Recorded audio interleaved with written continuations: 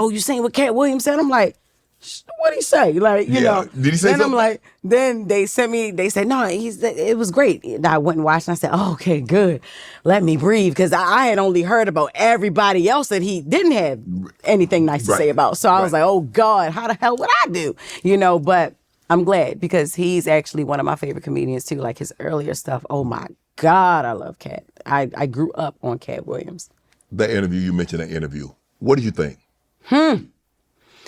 I think you didn't have to ask no questions. You didn't have to have, you didn't.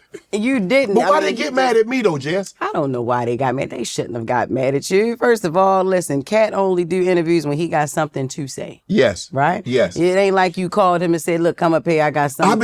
I had been trying to get him for a year. I get it, yeah. And, you know, he drives everywhere. He takes the bus. And so he was going to be on this side of town. Yeah. And, you know, I met a lady that quit her job and she was going to be his executive assistant. Yeah. So I've been trying to line him up for a year.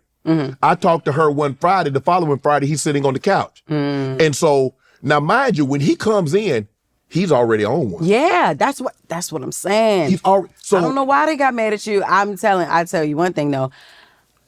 It was good for you. It was. And it was good for him too. It was good for you. It was great for me. Yeah, it was. It really put me on the map. Yeah, It put me on the map, and it made people take my platform very, very serious. And advertising sponsors took notice of that. Yep. And a lot of good, and hopefully it was mutually beneficial to him. Absolutely. But, you know, he had a lot to say about gatekeepers. Yeah. Yeah. Do you believe there's such thing?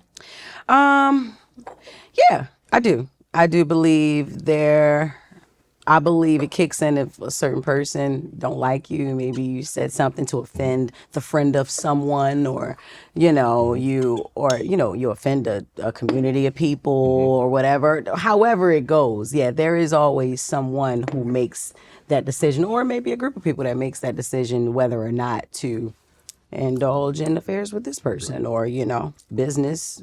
Yeah, I do believe in gatekeeping though.